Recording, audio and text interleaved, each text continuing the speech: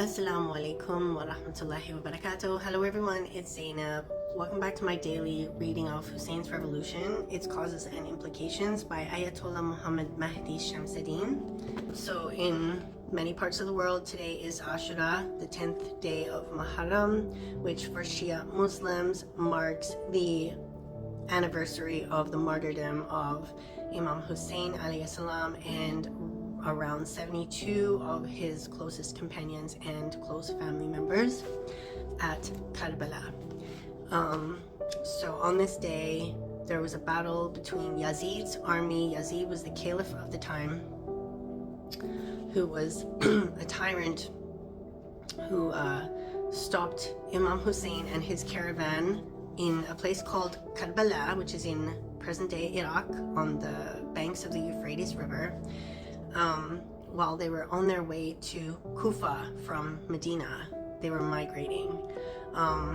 Yazid wanted to get Imam Hussein's Pledge of Allegiance for his caliphate, but Imam Hussein refused to give it to him because he was a tyrant, a drunkard, he was a fake Muslim, and Imam Hussein did not want to give his Pledge of Allegiance to a fake, oppressive Muslim, a hypocrite, someone who called themselves a Muslim but did not practice Islam. So they were stopped on their way by Yazid's army of roughly 30,000 soldiers, maybe, correct me if I'm wrong.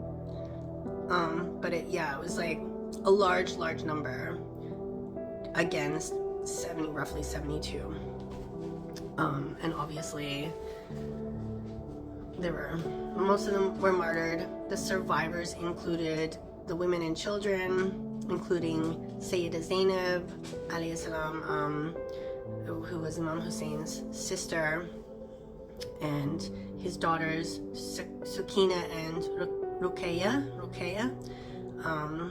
and his son Imam Zain al-Abidin alayhi salam survived, and then they were taken prisoner by Yazid's army and marched through the desert to Kufa, where they were marched through the streets as prisoners and captives, chained. The hijabs of the women and girls were ripped off their heads, and then they were detained in Kufa.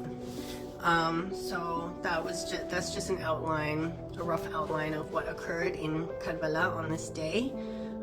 This very, very sad day, which is extremely difficult for Shia Muslims, and we're talking about the grandson of the Prophet sallallahu alaihi wasallam, his own two sons also fought in the battle and were martyred. Ali Ashgar and Ali Akbar, I think their names were Ali Salam. Also his 6-month-old baby was also martyred in this battle. He was the youngest martyr and the second to last martyr as well before Imam Hussein. Imam Hussein tried to invoke compassion and sympathy in the hearts of the opposition by reminding them that there was no water, and this poor 6-month-old baby had nothing to drink. He was thirsty. The milk of his mother had dried up because she hadn't received water either. Yazid's army had blocked the river so that it was inaccessible to Imam Hussein and his companions and soldiers and family. So there was children and women in the tents who were thirsty, having been under siege for 10 days, roughly 10 days, or I'm not sure if it was that long, but it was a number of days that they were without water. I know they couldn't have been without water for 10 days, but they were under siege for a long time, and then their water ran out, and then Yazid's army was blocking their access to water. And many of Imam Hussein's brothers also died in this battle. They fought valiantly until they were martyred, including Abbas ibn Ali alayhi salam, who was the half-brother, Imam Ali's son. Imam Ali actually lost many sons in this battle. He lost roughly 16 or 18 sons in this battle. So it's very difficult for us.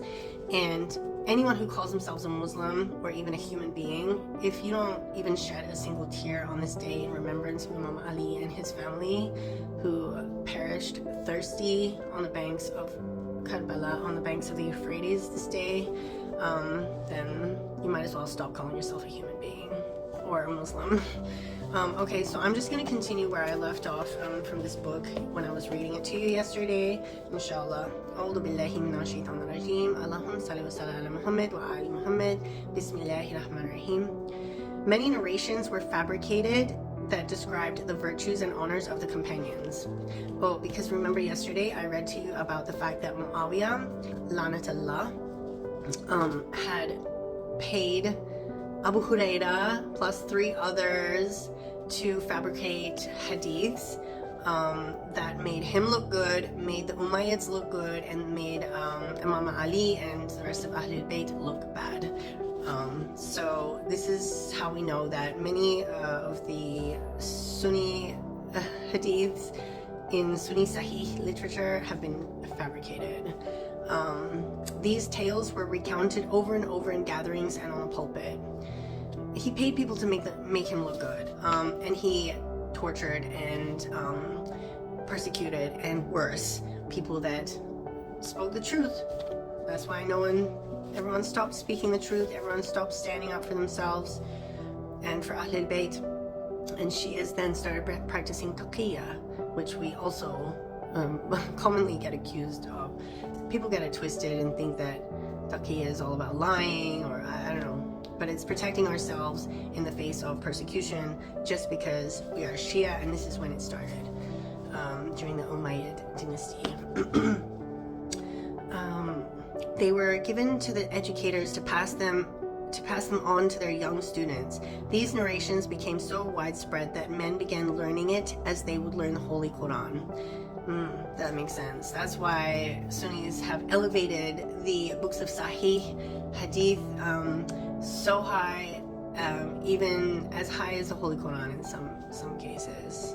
They became a source of learning and scholarship. They would be recounted by governors, judges, and jurists. Many of those who wove these fabricated tales were hypocrites who feigned piety and knowledge, and then began to fabricate to gain the favor of their rulers. Fabrication and feigned piety became a means to gain wealth, property, and honor. They continued until the death of Imam Hussain ibn Ali, after which the situation became more unfortunate. A well-known historian, Ibn Arafa Naftaway, even recounted the following. He said this: most of the narrations that are relayed describing the virtues of the companions were fabricated at the time of the Umayyad Empire. The fabricators sought favor in their courts by providing them with what they thought would force the hands of the Hashemites. Now remember, the recording of hadith was banned for almost 100 years, between the time of Umar, I believe, correct me if I'm wrong, for about 100 years until it was, they started up again to fabricate the ones that we see in books today. Not this book. Okay, stay tuned for more.